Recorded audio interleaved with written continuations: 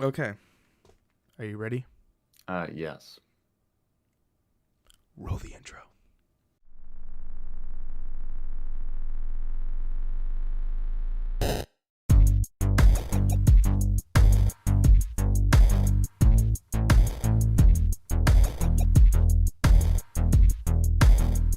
Hello, everybody, and welcome to a brand spanking new episode of. Spanking. Whoa, he's getting it now. You getting it now of Bitcade. This is episode 35. Is this 35? I don't fucking know. Dude, the days and the months and the years are blurring together with this garbage. And because of that, we are coming to you in audio form. You guys in each bit will actually get some different gameplay so that it's kind of a different situation going on of whatnot. We don't know what games we're going to pick, but you're seeing it right now. Yeah, so that's why there's no video of us, but we hope that, by the next Bitcade, we are back to you guys in our regular form. But for now, we're just in audio versions. Speaking of us, there's two of us. Ashton is joining me like always. Uh-huh. And Hi. he's very attentive to the situation. He's very aware of where he's at currently. Look, man, I just got a 4-day stretch working at the hospital. I don't need your fucking shit. Hi, everybody. And my name is Ryan Amore, and this is Bitcade.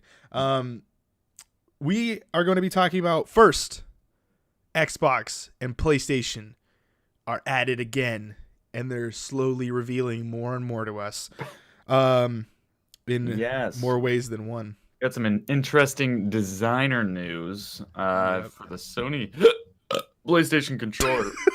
What the heck? Hiccup and a burp? I did. So Hold on, we gotta figure out what we're gonna talk about in the next episodes too, so that the people watching this bit know what's happening in the next bits. Hold your horses there, Ashton. I know you're Fine. very into this.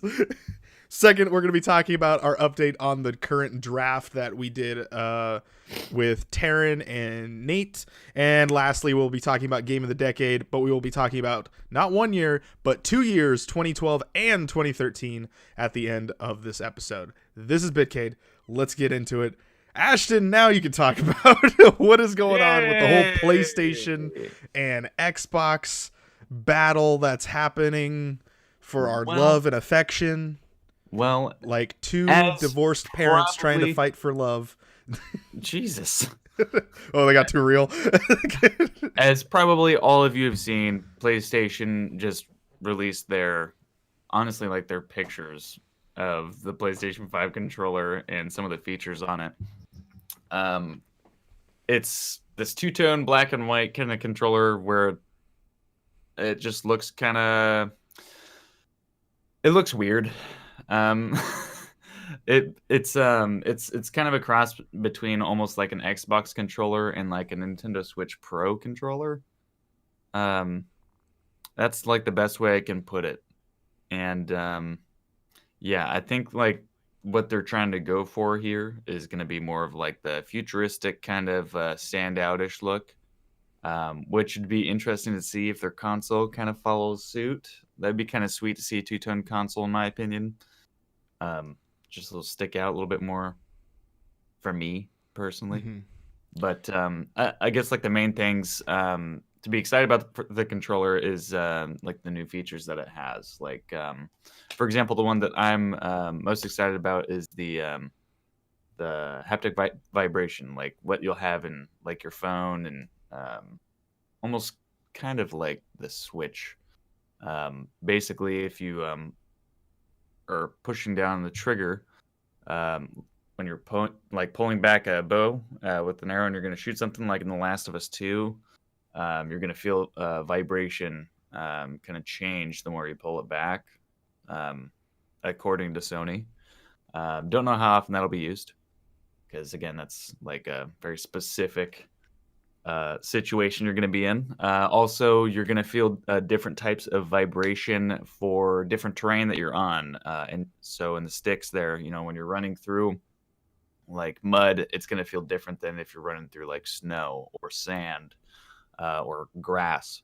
It's the vibration is going to change. I'm assuming they just have it set for like these different profiles. They just kind of tag them instead of just a generalized vibration that we all have now on console.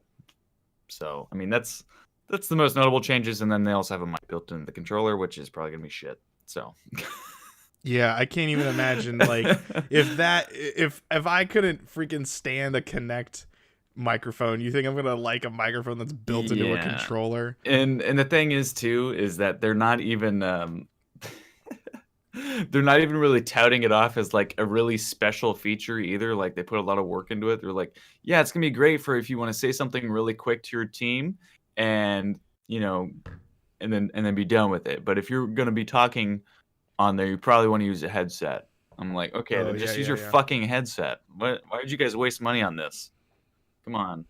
Now, do you see that the L2 and R2 buttons use adaptive triggers so players can quote truly feel the tension of your actions like when drawing a bow or to shoot an arrow, which is what you were saying, but it's like the button itself is completely different. It's a lot more thicker than the DualShock 4 Yeah, and 3 were. Like cuz with but the my issue with their triggers though is that they're still curved down. So like your The fingers L2 gonna and I mean, sorry, the L1 and R1 buttons look weird. They look like thick, like pieces of plastic, like you'd see on like some yeah. So bootleg China controller, like here. yeah, and it's why I feel it's really similar looking to the Switch Pro controller because they're I'm gonna be honest, their buttons are very cheaply Oh made. yeah, yeah. You can tell like the material is not good material. Like versus like the Sony and the traditional Sony and Xbox controllers, they're actually pretty decent quality in terms of like all the buttons. Um, but like I don't even know what's going on with that D-pad. I don't. It's like it doesn't jut out like hardly at all for like any of the buttons on the controller on the It face of the looks like a controller. PS Vita gamepad, which was Yeah, terribly it's really small. So I'm assuming it's not that small, but it the almost feels Vita like it's like gamepad was. set to almost be flush with the face of the controller. Like That's how the Vita they don't. was. It's really interesting. I am curious. I gotta find someone who's gonna get it day one, and I want to get my hands on. Nate probably will get it. Yeah, he is a Sony fan. Yeah. Well, because he plays all of his Xbox games on PC. Yeah. They are going to USB-C. So Yeah. Same with the Xbox. yeah, though. yeah, yeah. But I mean, they made the announcement. It was a needed thing. They should have done it last gen. Both companies should have done it last gen. But I guess it's cheaper now than it was back then. I guess. Mm-hmm.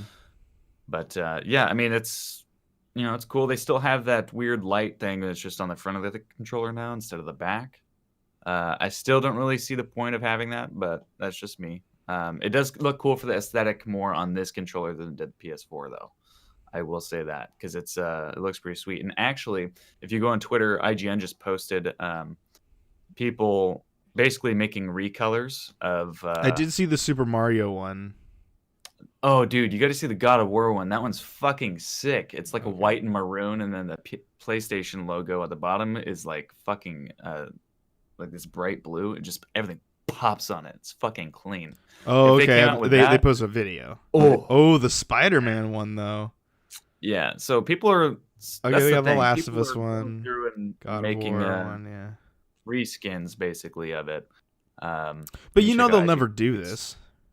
No, well, no, they're not gonna take ideas. Now they should though, because Xbox, I'm sure, is making a decent amount of money off of their Xbox Design Lab, Mm-hmm. where you get to basically make your own controller. You can usually most times you can find a deal where you can get it engraved for free, which is only $5 anyway. So I mean, I don't know. I could see them making a lot of money. They're not really over the years. They haven't been really into like the themed controllers or like different colors, other than like PlayStation 4 had a few camo controllers, couple different recolors, um, but nothing too crazy. A couple ones that have the metallic finish on them, but nothing in comparison to like how Xbox has it. Like Sea of Thieves controller, fucking one of a kind. You never see a controller like this anywhere else. Yeah. But like stuff like that, having the ability to, have your shit stand out, it's that weird effect that you see in a lot of gamers on PC as well, where they have the whole RGB setup. Hey, look at me, I'm a fucking gamer. Come 1v1 me, kid. Come 1v1 me. You got lights? You got lights? Huh? Yeah, you're trash. Trash. These rainbow lights make my gameplay that much better. Yeah. I'm gonna send you this comparison list here, Ashton, through text, so that you can kind of take charge of this comparing thing. And then as you're kind of reading that, let me know when you get it.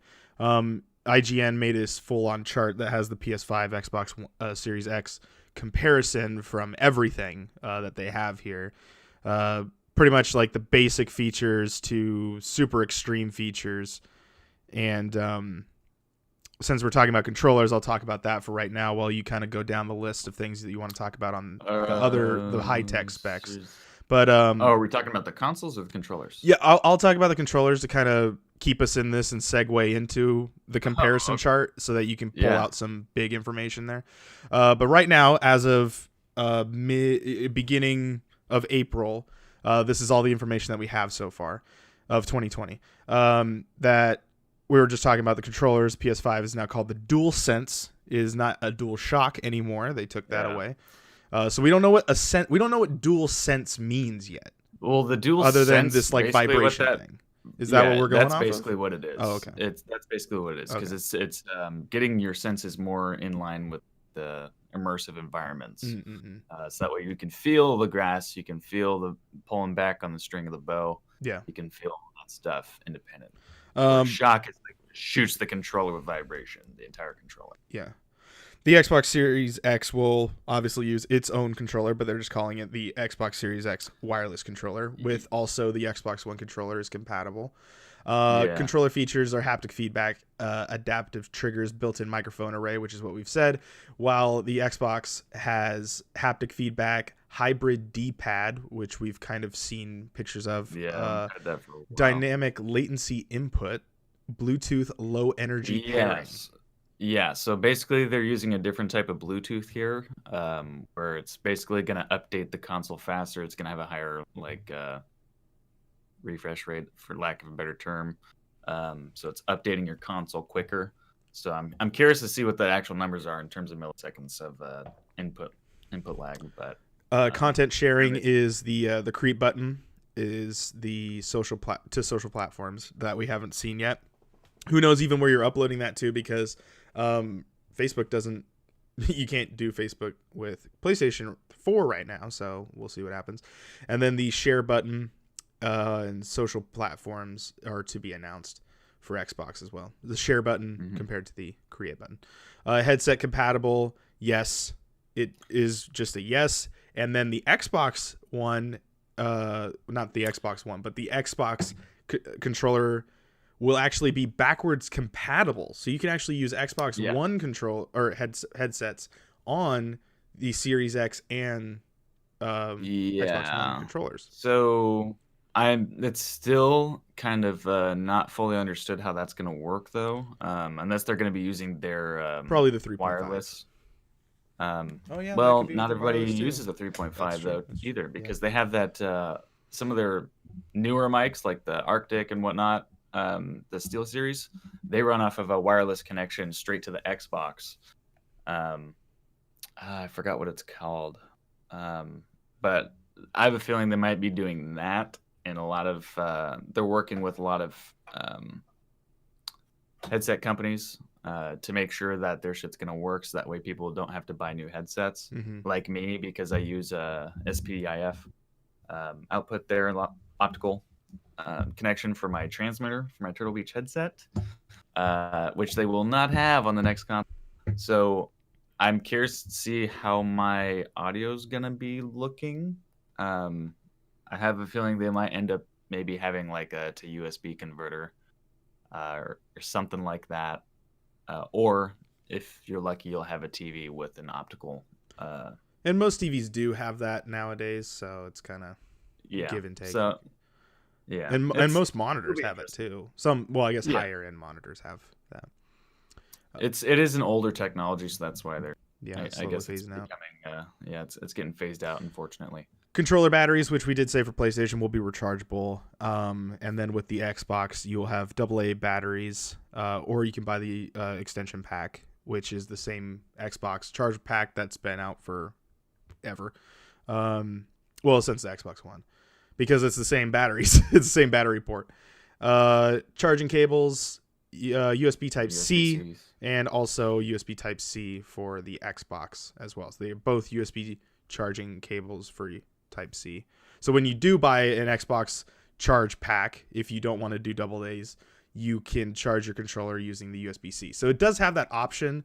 It's not the Xbox controller doesn't have chargeable batteries. You can do that. It's just not going to come with it. Yeah, you have to buy them separately. And I guess that's just preference if you guys like it or not. Motion control to be announced. Both of them have not talked about motion control. PS4 definitely uses it in a lot of their games, but they might drop it maybe. I don't know, because we're still waiting on PSVR 2. I don't know. Mm-hmm. We haven't heard anything about that. I think we won't hear about that until next year, in my opinion. Probably 2021. They got to get rid of. They got to get this one out first. See if people want it. But yeah, I guess. Yeah. It'll be interesting. Yeah. Was there anything that you wanted to talk about in the features guide here for the console itself? For the console itself. For the consoles, I guess both of them are touting like a new 3D audio. For basically people who don't really know what the fuck that means. It's basically more realistic, as if like you're there, like how sound bounces off objects like echoes and stuff, and explosions and guns are going to sound more realistic as if you're actually there. Pretty much, if you're playing Call of Duty or some sort of shooter online and you don't have headphones on, you're doing yourself a disservice. Like, because people are going to abuse this. Yes. It's going to be an advantage to making games way more. It is going to be an advantage. So you're going to definitely want a headset.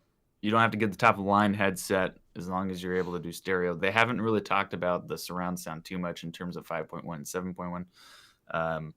As of like how they said they're not going to talk about it. Mike Cerny for Sony specifically said we're not going to talk about that. So I don't know what the fuck that even means.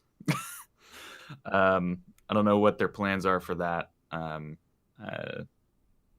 Yeah, that'll be interesting. So that's basically PlayStation 5. Their selling point right now is their audio technology and their load speeds. That's pretty much what they got going for the console itself. We're not talking about exclusives. Angry fanboys in the comments, relax. Series X, they are touting just raw power, and yeah, basically that. I mean, they're saying they're going to be able to accomplish on a lot of games. Of course, it's up to the developer to include it and optimize it appropriately to work, but a lot of games are going to be able to do 4K 60 frames with ray tracing on. Which to me, I'm still thinking that these consoles are so beefy as fuck. It's hard to even comprehend that, because like I still say to this day, when I saw that Hellblade trailer and they were like, this is in engine, I'm like, you're out of your goddamn mind. This does not look, this is a fucking movie. Like, there's no way that this is a game. And if the game looks like that, I mean, Hellblade, the first game, was already good. I mean, there's obviously spliced in live action that is in that game, but still, the gameplay aspect of it still is really cool looking. So, and that's like the first look that we got into an Xbox Series X first party game. Like, that's going to be a first party game made by Microsoft, and that's probably going to be our big launch game. I think that's going to be the big launch game alongside Halo, and maybe we might get Forza, but I don't know. I think if they come out with Hellblade, Forza, Halo as their three, like, here's our big AAA games, and then here's all of our little ones that kind of come around, you know, a couple months later or into the next year, I think they might have a good lineup. Like, well, yeah, what they're saying right now is like, we're not worried about titles, you know, specifically, because you don't want all your good games to come out the gate and then have nothing for the rest of the year. So he's like, we're gonna do some nice spacing out, That's Sure, probably games smart too. are well cooked and ready to go, and it's not they're gonna go off with a hitch. I like okay, so this is why I fucking um I love Phil Spencer. He is straight up all about making sure the team has what they need to send the games out looking great, looking polished. Just like, look, I don't want to send games out. I don't want to rush them. Like, look, are you going to be able to do this time window? If not, you got to let me know. That way I don't accidentally say, yeah, this game's coming out and it's not coming out. Yeah, You because guys do your we've done that before and it doesn't work out for us. Exactly. And he's fucking on it in terms of like transparency. He's hey, what I can tell you is what I can tell you. If I'm saying it's going to come out, it's going to come out. Doesn't matter. And he's saying that even right now, they're not going to hold the console launch back for any specific game. So like the big main selling game that's going to be releasing with the console on Game Pass is going to be Halo Infinite. They haven't commented yet due to the situation. Don't say it because YouTube will pick it up. Oh, really? Yeah, that's the thing. That's why people have been censoring themselves when they say the word. Okay. I think I may have said in the beginning I might have to bleep it. It's like you're saying a fucking slur. And why? It's so dumb. I don't know. Dumb. That's a whole different thing. Anyway, back to this. We won't talk about the bad stuff. You're here to be entertained. We're here to entertain you and give you information about cool stuff. Fuck the website, but love us. Yes. All right. So basically, there is talk that some games might be pushed that we're going to be releasing around launch, but the console launch is not going to be pushed due to the games not being ready.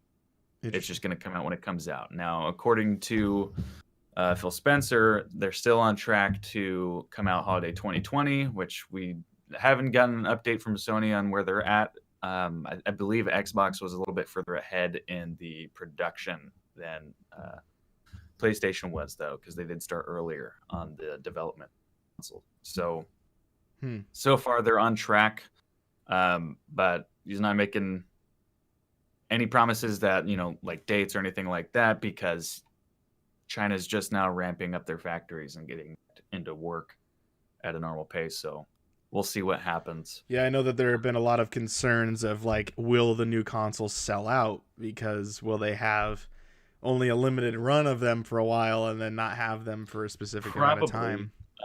Worst case, they'll probably have a limited run, and which is going to be fine anyway, because most people aren't going to be able to afford this beefy console when it first comes out anyway with everything that's going on. Well, the thing is, for Xbox gamers, it's fine because the Xbox has already said like all their games are going to be running on that anyway, so you can essentially pick up. And the other thing is like if you wanted to get a Series X and you wanted to play Cyberpunk, you can still play Cyberpunk on Xbox One and get a free upgrade to the Series X, which they have still not said that PlayStation will get. So I'm wondering who decided that. But well, let's just say that Xbox is definitely more pro-consumer. Let's just say that full backwards compapability, not just like 100 games from PS4. Just saying. Yeah.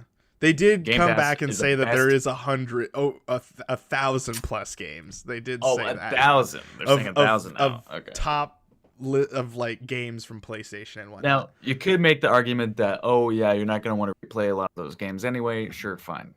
I still go back and play in some of the old games every once in a while. Yeah, but most people don't. That's probably true. Yeah, I just started playing. I don't want to be too one-sided here because I do prefer Xbox, but yeah, it's Xbox legitimately has the best deal in gaming. Yeah, has the best deal in gaming. Period.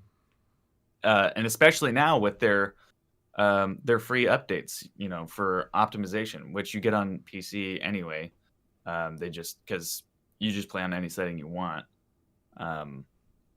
So it just makes sense that you shouldn't have to pay more than one time for a game, right? You see that the Xbox One X is now like $299.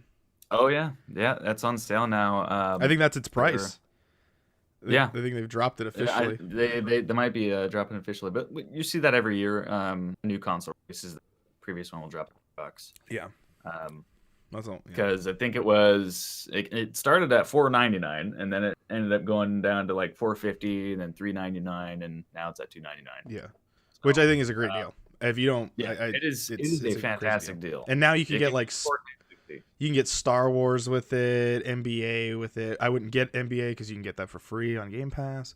But yeah, there's some pretty good bundles for it. All right, so it's good. Is there anything else that you would like to specifically talk about before we shove off?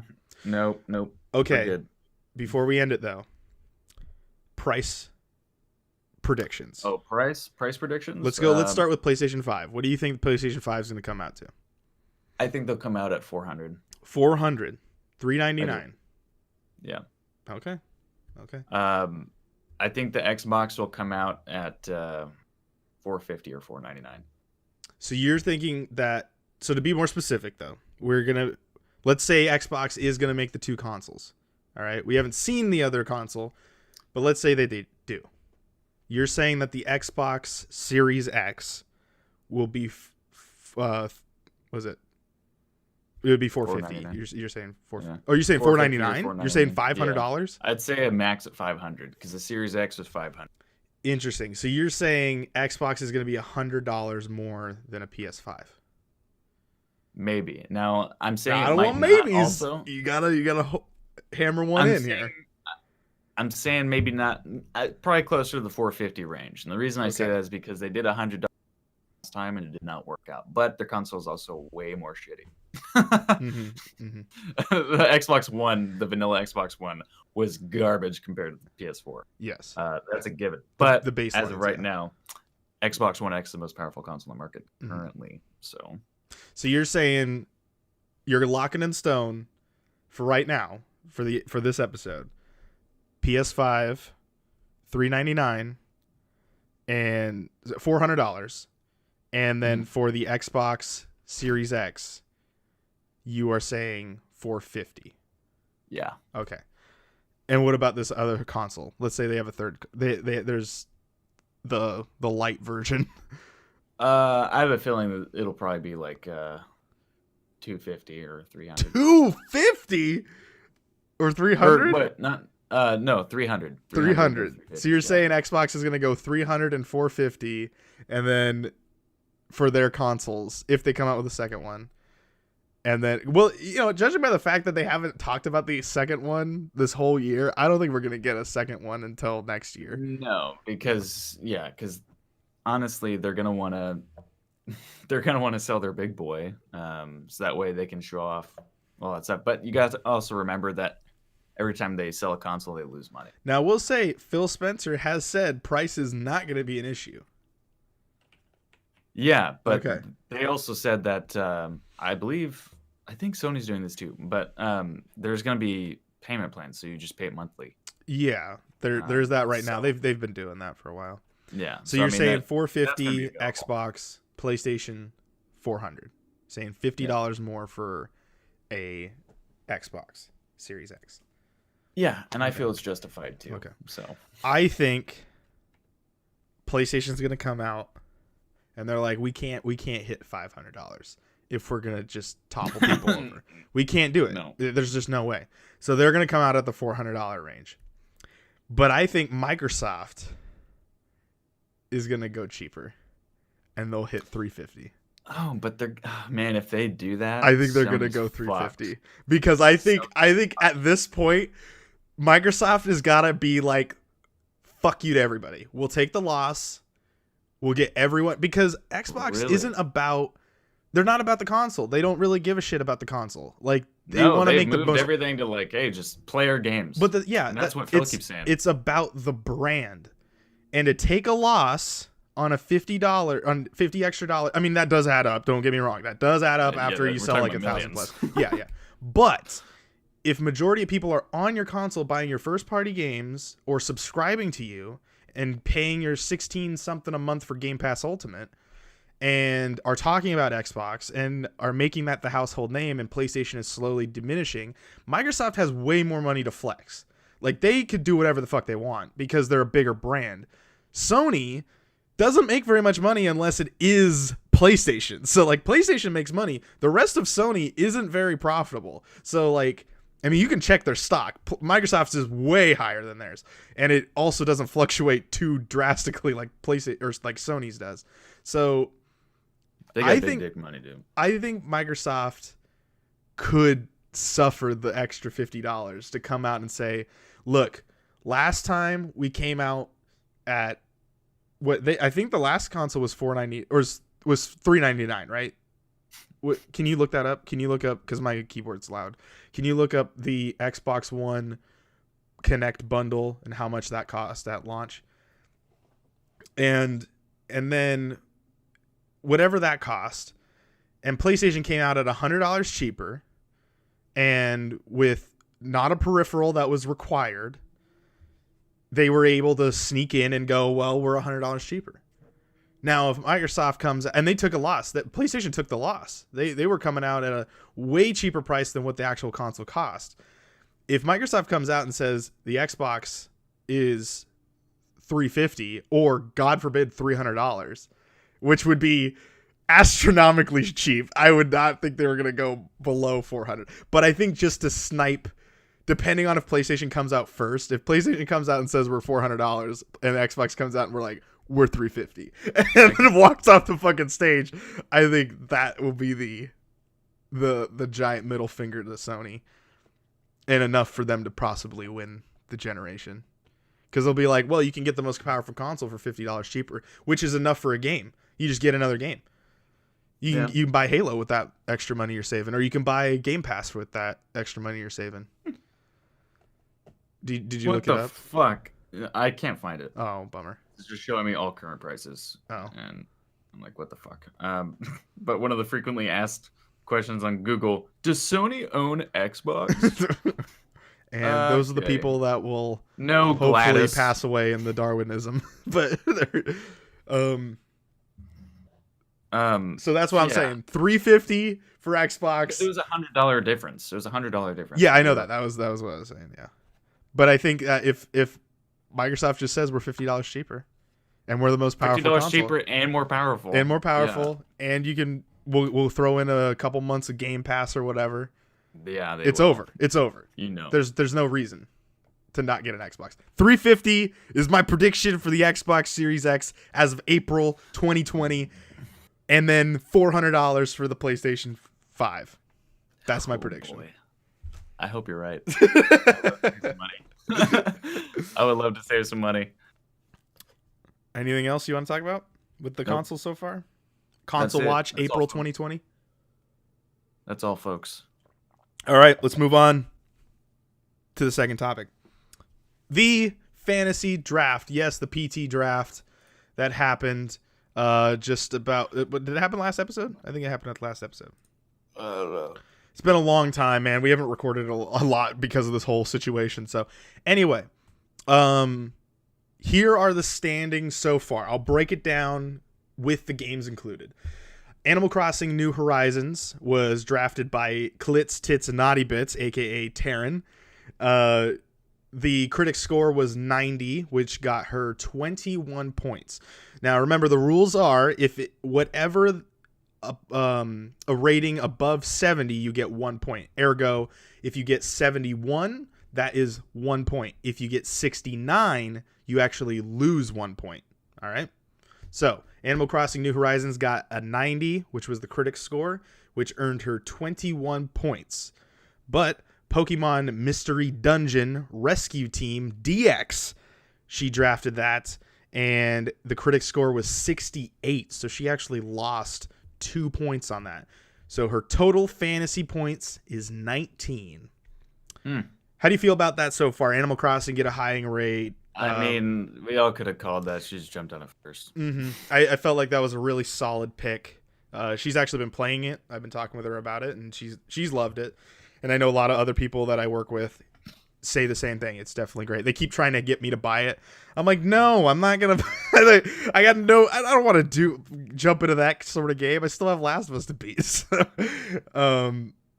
the rest of the games that she has is Call of Duty 2020, which is unannounced so far. The Wolf Among Us Season 2, which was announced, but no date on that currently. Tell Me Why, Marvel's Avengers, the Square Enix game, the big AAA game that they have been creating the last couple of years. Gods and Monsters, Trials of Mana, and Lego Star Wars, The Skywalker Saga. Then, let's head on down to Dingleberry Fairy, which was you, Ashton. This is your crew. The game that is currently being rated so far, it hasn't officially come out yet. I don't think it comes out until as of recording this, I think it comes out Friday. But Final Fantasy VII Remake, it currently has a critic score of 88, which would give you 18 points, I believe, if my math is correct. But that is not official yet, so you don't currently have a point for that, any points for that. Bleeding Edge was also a game that you drafted, which got a 66 from the critics, which actually gave you a -4 score. And so your total score as of currently is -4. Because remember, Final Fantasy VII Remake has not officially came out yet, so reviews are still coming in for that. How do you feel so far with a -4 score? I was disappointed with Bleeding Edge as well. Unfortunately, it just doesn't have a lot of content. So I think it's a good idea. There's just not a lot there right now. Well, there's not a community on Xbox for it right now because Xbox is full of casuals, and casuals can't play a game like that. Yeah. Definitely very team oriented. Yeah. It's unfortunate. I like it. It's fun. Yeah. But especially when we got like 3 or 4 people in that game, then it becomes really fun. It's pretty fun. You just got to have a team. If you're playing solo, you're literally going to end up uninstalling it. So, are you going to pick up Final Fantasy VII? Probably not. I have too many other games I got to play. Same. I don't know. I'm kind of debating on it myself. I have a GameStop gift card. I might just pick it up. Fuck GameStop. I got it for my birthday. Calm down. My dad was like, he just sent me a gift card. He's like, here's $100 gift card to GameStop. I'm like, all right. So like, I've just been buying Microsoft points, and then I'm just redeeming that because you can buy Microsoft points digitally, and then you just go on Xbox and just buy it. That's why I bought RE3. Anyway, the other games that you drafted was Legend of Zelda Breath of the Wild 2, which does not currently have a release date, but it was announced. Minecraft Dungeons, Godfall, Elden Rising, or Elden Rising.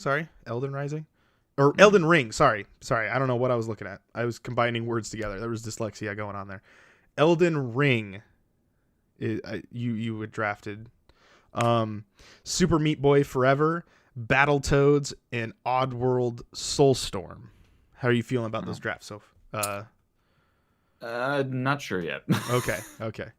Super Meat Boy will probably do great. And then we'll head over down to Midtown Rising. This is Nate's team. He had Ori and the Will of the Wisps, which was a critic score of 90, which got him 20 points. Yeah. And Half-Life Alyx, which got a score of 92 on the critics, and which got him 25 points. I don't know how that worked out. How's that work? What? Shouldn't that have got him like 22 points? Hopefully he doesn't win by like 3 points. Anyway, critic score of 92. Maybe it's still, well, no, because if it gets points, it's a certified reviewed game. Anyway, he has 25 points for that. And the other games that he has is Cyberpunk 2077, which could put him way over. Forza Motorsport 8, which is unannounced currently. So no date, nothing has been announced yet. Halo Infinite, which also could be a very big game for him. Assassin's Creed 2020, which is currently unannounced. Some hard rumors, but no announcements for those. Microsoft Flight Simulator does have it was announced, no release date for that, I don't believe. Watch Dogs Legion, and an untitled Batman game from WB Games Montreal, which is unannounced at this current moment in time. But we'll get into counter picks in a second. So currently he has 48 points, which puts him in first place right now. The reason why he has a couple extra points is because I'll just talk about him now. He counterpicked Bleeding Edge against Ashton, which because it lost points for Ashton, he actually gained 4 points for that. But yeah. So that's how this also works too. There are counter picks in the draft where if you choose a game and it does not great, whatever the person that chose it, however many points they lost, ergo, for example, Bleeding Edge getting a 66, Ashton lost 4 points. But because Nate counterpicked it, the 4 points actually goes to Nate. So he gets 4 extra points because of that. The other game he counterpicked it was Battletoads, also against Ashton. So there's 2 games that he chose against you. The games that Ashton you chose was 12 Minutes, which I drafted, and Gears Tactics, which is also a game I drafted. And then Taryn counterpicked Watch Dogs Legion, which Nate currently has, and Tom Clancy's Rainbow Six Quarantine, which is a game that I drafted. Going into my list, Puka Prime is my team or my company. Resident Evil 3 got an 81 from critics, which is great for me. That's I got 11 points out of that. Doom Eternal got an 89 from critics, and which earned me 19 points. And Neo 2 got an 85, which earned me 15 points. And so I got 45 points total. So I'm sitting at a close second place, which is still making me angry because I technically could be I think tied with Nate. I think, yeah, I could actually be beating him at this current moment in time if Half-Life Alyx for some reason gave him 25 points. I'm still irritated with. But nonetheless, the games that I also drafted was The Last of Us Part 2, 12 Minutes, Ghost of Which Tsushima. delayed now indefinitely. 12 Minutes? Or no, Last of Us Part 2. Yeah, Last of Us Part 2. 12 Minutes, Ghost of Tsushima, Destroy All Humans, Tom Clancy's Rainbow Six Quarantine, and Gears Tactics. My games are all coming out really soon, so I hope that... And that now I do want to let everyone know we do have 4 spots to pick up other games that come out. There just hasn't been any games announced, so it's really hard for us to pick up any games right now. But so far, no one has. We still have the games that we drafted. Resident Evil 3, I picked it up myself. I think it's going to be great anyway. Doom Eternal, I'm glad to see that actually did good because I'm glad that the Doom franchise is continuing on pretty strong. Neo 2, I probably won't pick up, but I'm glad that a new IP sequel is doing really well because that means they'll just probably make another one. How are you feeling so far? Everyone, wrapping things up, or not wrapping things up, but to sum it all up, Nate's in first, I'm in second, Taryn is in third, and Ashton is in last place. How are you feeling so far? It's not looking so good. Now, a lot of the games that you guys drafted could come out and knock, a home run here. Mine are just confirmed, so that's how I'm able to score some points pretty early on right now. But we got, I guess the upcoming releases right now is currently Ashton will get his game first, which is Final Fantasy VII, which will come out on the 10th of April. Trials of Mana comes out on the 24th of April, which will go to Taryn. Gears Tactics comes out on the 28th, which is drafted by me, counterpicked by Ashton. Minecraft Dungeons comes out on May 26th. That is drafted by Ashton.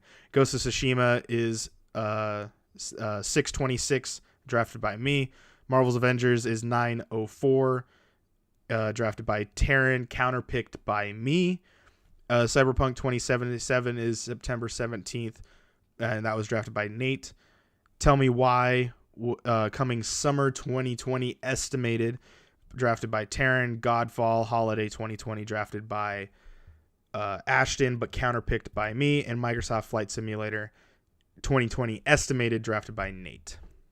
So, yeah. Okay. That's kind of where we're sitting at. Is there any games that you're kind of looking at? I mean, obviously that would be kind of, I don't know if that would be cheating if I asked you that. I guess I could tell you if I had any.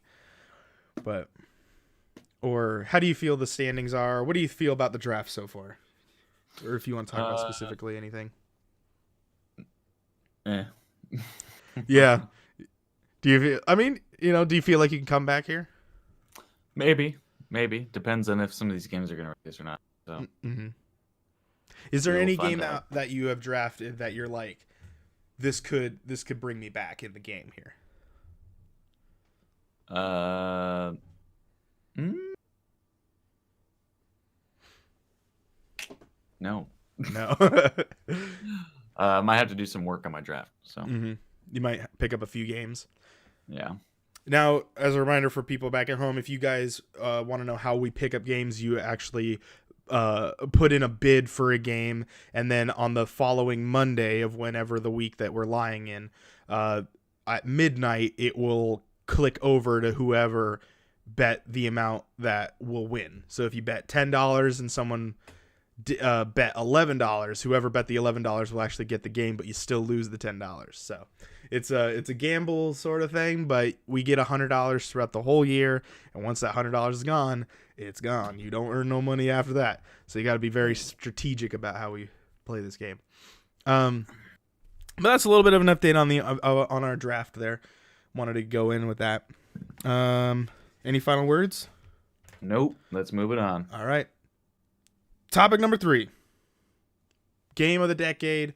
We're going to be talking about the 2012 game of that year and the game of the year for 2013 as their representatives.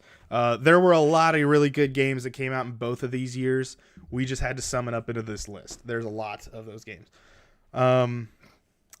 Ashton, I'm gonna throw some out here, and I guess you tell me which ones you've played. Sure. Uncharted Golden Abyss, which is a PS Vita game. I'm assuming no. No. Mass Effect 3. Nope. I didn't get to play that one. Journey, PlayStation 3 game. PSN No. game. Fez. I didn't get to play it, but I watched people play it. The Walking Dead. Telltale's The Walking Dead. I watched it on the YouTube channel. Oh my god. Diablo 3. This is actually the PC launch. It came out in 2012. No, okay. Civilization 5. Yes. Okay. Anything you want to say about that? It was fun. It was fun. It was a good game. Guild Wars 2 came out that year as well. No.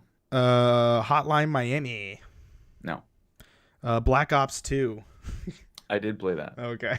Here we go. We got one here. You got anything to say about that? Why it should be game of the decade?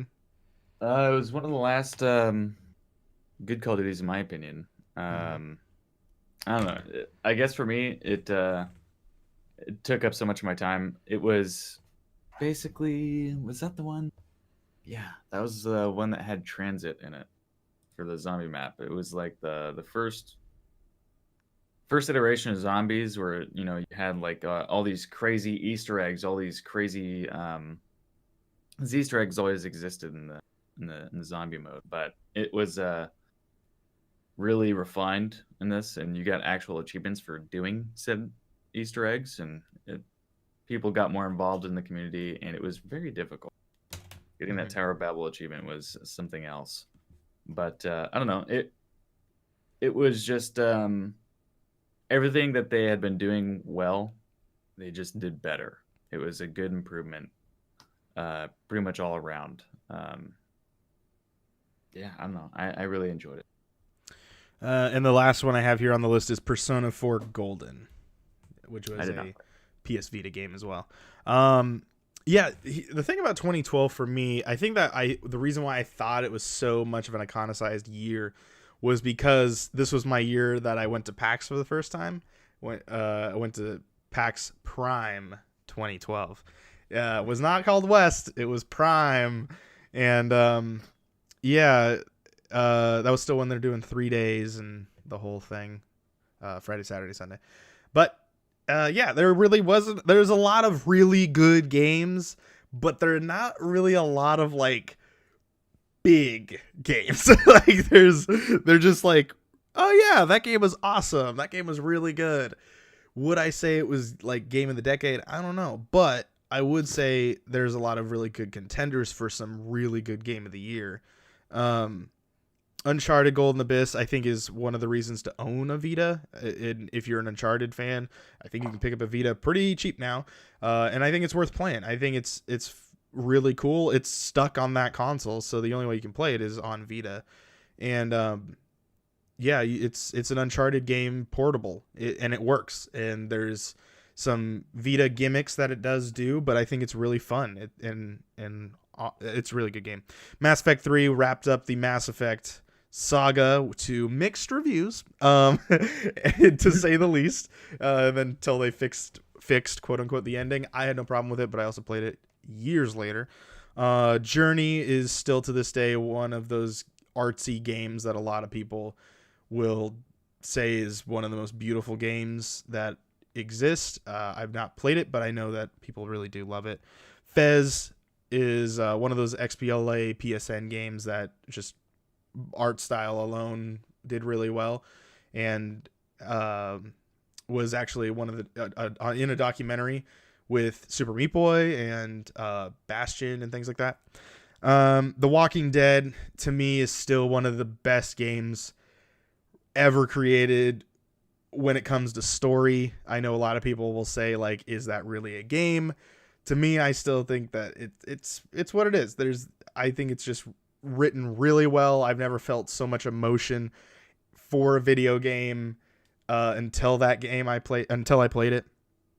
I was playing as Lee and helping this little girl named Clementine, and having this choice decision around a franchise that at the time was really, really popular and not necessarily drawing too much off of it, but making it their own, as like, we're going to make a Walking Dead game, but it doesn't really have anything to do with what you see in the comics. Diablo 3 is also, my dad would say, is game of the year, game of the decade. He's put way too many hours into that game. Civ 5 was my first Civilization game I ever played. Guild Wars 2 I have played, but I'm not an MMO RPG person. Hotline Miami is obviously one of those big arcade games again as well. And Persona 4 Golden, another Vita game that I think took what was really good about Persona 4 and then they just added a whole bunch of stuff, and then was kind of a leaping stone for what they did with Persona 5 as of late, where they just created another game and added a whole bunch of content too. And Black Ops 2, I played that with pretty much everyone in high school and middle school, right? 2012. No, high school. High school. And yeah, that was a good Call of Duty game. That was one of the very few that I've actually beat, because I'm starting to lose track now. But if you could pick 3 of these games to move on to our elimination, what would you pick? In no particular order as of right now, but Black Ops, Diablo, and I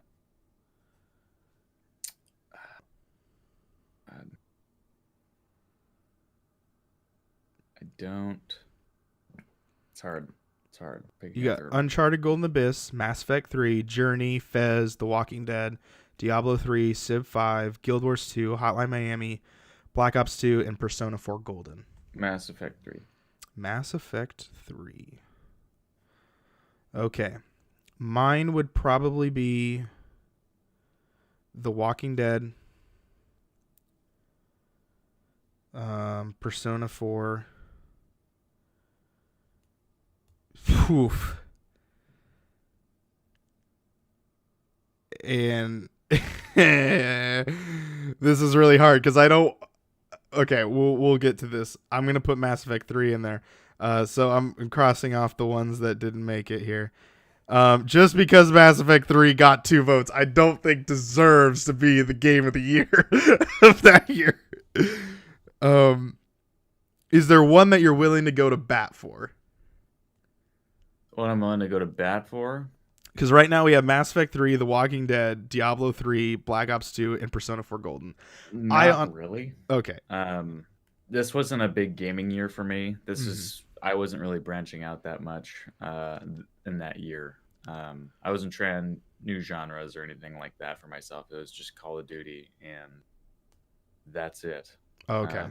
Yeah, I didn't really branch out a whole lot. But I was also grounded most of that year, so. Got it. Yeah, see, this was the year I started branching out because of PAX and things like that. And I'm like, oh, there's cool games. There's these other types of games I've never heard of. Because to me, I think The Walking Dead is 2012 Game of the Year. I've said this since 2012. I've never felt emotion. I got Christian into playing it. We played it on the channel earlier on. I still think it holds up. I think it catapulted Telltale to being this iconic company before it flopped and did its thing. But you know, at the time, it was like, holy crap, they finally made a game that is really fun and can tell a story. I know a lot of people will fight the fact of, can you call it a game? And I will say there's game-like tendencies to it. So I'm willing to put game-like tendencies to it. Yeah, but I mean, you can say that about The Last of Us too. I mean, there's shooting and stuff, but it's mainly a movie. It's like, you know, it's just an interactive movie with some action and shoots and pow-pows. But I mean, there's you know, you're choosing an adventure. You're choosing the paths that you're going to take that will affect this whole ripple effect of whoever dies or who continues on into the next game or the next episode. I don't know. I just got to say it's still The Walking Dead. Unless you can talk me down my ladder here. I'm also willing to do that. Walking Dead is almost all fucking dialogue. I know you're comparing it to Last of Us. Nowhere near the amount of fucking. I know that, but I mean, like, I don't know. It to me is, to me it's still this, like, I don't know. I feel like it's just so good. I know. I guess I don't know. So would you say call it a masterpiece? It has good storytelling. It have a lot of sure. I guess elements. I wouldn't say it's a masterpiece, but you know, it's you know, none of these games, you know, are really true masterpieces. I don't know. I didn't get to play Diablo 3. I just know a lot of fucking people love that game and still even play it. Yeah, my dad. Right now. My dad's one of them. He has beaten that game, I think 7 times, because he beats it and then he does New Game Plus and then continues it in a harder difficulty and then beats it and then continues it again. Yeah, it's literally like the only game he plays on his Xbox. I have people on my friends list. I have 1 or 2 people on my friends list that were playing it yesterday. Man, I was like, what the fuck? No, I do want to say, for people that are wondering, are we rating the one that came out? No, this is the release. We're only talking about when the games officially release for the first time. There's no like, oh, you can say this. So that's why Diablo 3 is being talked about in 2012. We're not talking about I think it's 2014 when it came to consoles. So, but still, it's the same game practically. It's still the same. So. Yeah, it's a port. It's the same fucking thing. So are you saying that Diablo 3 should be game of the year for 2012? I am. I feel like that game definitely has more longevity. It's more appealing to other people because of the art style is just more up to snuff. Whereas art style, The Walking Dead, in my opinion, is kind of hard to look at. It's just a lot of hard lines. And, you know, they were focusing a lot on the storytelling, which is what Telltale does. You know, they're that way for a reason. Yeah. But it's not as like, it's not nearly as like good looking and eye catching as say like The Wolf Among Us, right? Sure. But it's just, for that universe, the Walking Dead universe, it's supposed to look drab and like shit. Mm-hmm. But you know, it's still not like fun to look at. You know, sure, the storytelling is phenomenal, but you're not going to have those gameplay elements that you want from playing a video game. Whereas like something like Mass Effect, very bright, polished storytelling. People didn't like some of the storytelling from what I hear. It's the gameplay. The ending is what people didn't like. But the gameplay at its core is like smooth. Yeah. A lot of people, so, you know, the main beef that people had with Mass Effect 3 was they didn't like the fact that, this is a light spoiler, that it all came down to one decision, like choose door A, door B, door C sort of situation, where they thought that like, oh, because of all this decisions of like the last 3 games and last 10 years of whatever the fuck I've been doing is gonna all make up to this point. No, it's another decision. You just make A, B, C. So that's why people didn't like it. I didn't care because I was like, yeah, I've been doing this whole game series. Like, of course I'm gonna make a decision at the last moment. So, because Fable did it too. You know, it's not a big deal. I have no problem Fables with it. was terrible. Yeah, that's true. But Fable 3, like, well, unless you're talking about like the money and whatever, fine, I guess. But it was just I don't know.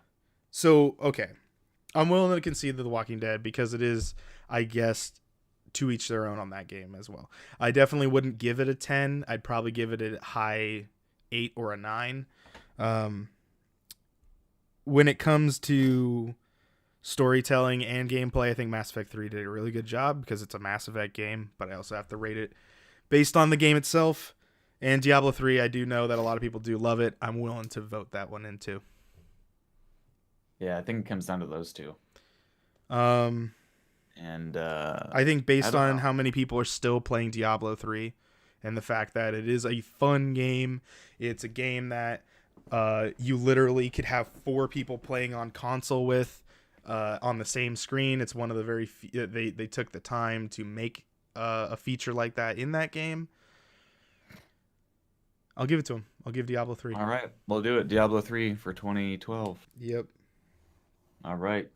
To 2013. 2013, we have Tomb Raider, the 2013 remake of Tomb Raider, telling Lara's story, a new Lara story, starring Camilla Luddington. Did you play this one? Did you play Tomb Raider in 2013? No, I haven't played any Tomb Raider games. Oh, disservice. BioShock Infinite also came out. I did play that. I didn't get to beat it. Oh my god, the whole point of it is to play it so you beat the game. I never owned it, but it was my dad rented it, and then he turned it in before I beat it. Dang. Fuck. That game it was now you can buy it in the what do you call it, collection, the BioShock collection. Yeah, you get it played in magnificent 4K. I didn't like it as much as the setting underwater for 1 and 2.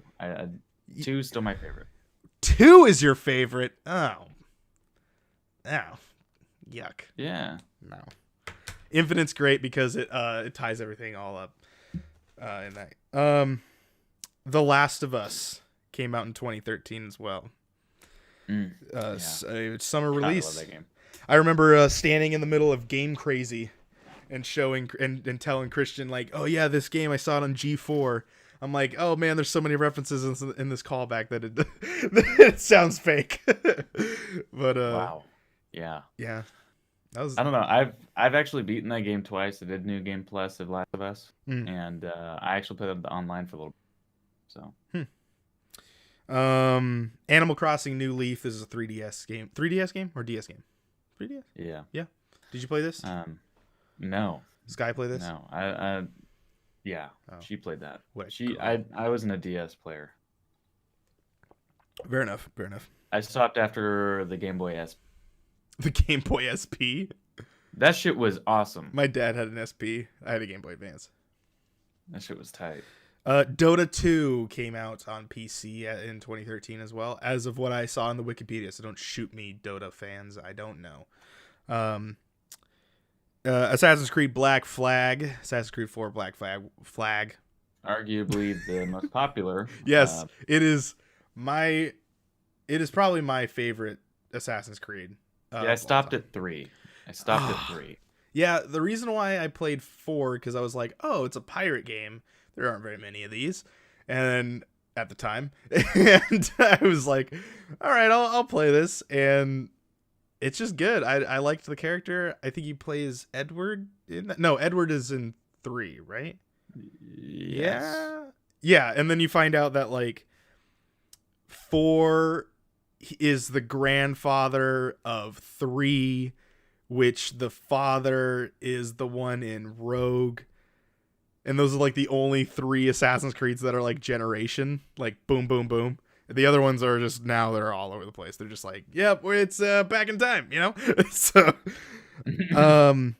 another little game by a very small studio, Rockstar came out with Grand Theft Auto 5 in 2013.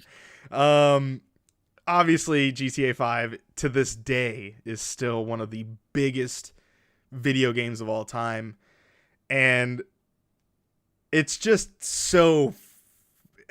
Ashton, can you form the sentence of how good it is? How good is GTA 5? It is the top grossing game of all time. So would you say it's so fucking good? It is so fucking good. I really One of the the story. Okay, here's go ahead. Tell me why here's the GT. thing. Okay, Here's all the right, thing. all right. The little Let me sit back here. Let's. the little details that you get here. So they brought people in with a script and were like, hey, say these lines. You know, they got people off the street to come in, you know, do some voice acting for like random pedestrians or like gangsters or whatever you run into. They literally threw the script out and like, no, that's not how we talk. We say shit like this. And they just let him go. They just let him go. Hey, yeah, just say it. Just say whatever the fuck you want. And we're going to put it in the video game. Somebody says, killing makes my dick hard in that game. Yeah. Fucking awesome. Yeah. The game is just fucking great. And they keep adding. It's all free content all the time. You don't have to pay for anything in the game. It is a grind, but it's a fun grind. It's a fucking sandbox, basically. You just run around and they have like fucking cars that have rockets on the back of them and shit.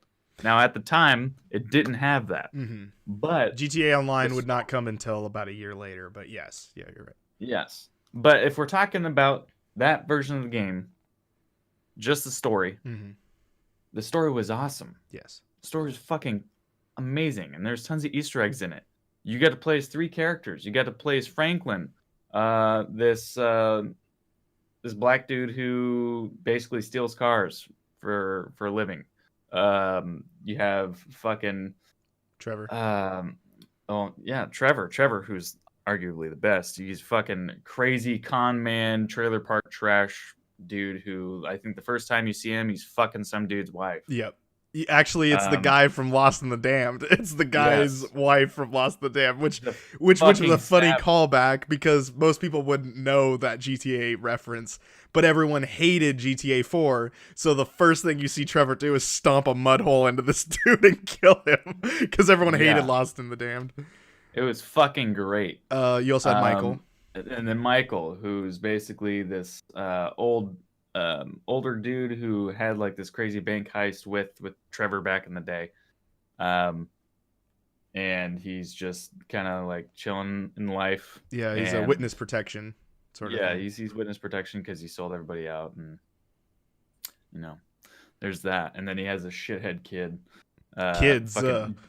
Well, the main one, he has Jimmy. A slut and a dumbass.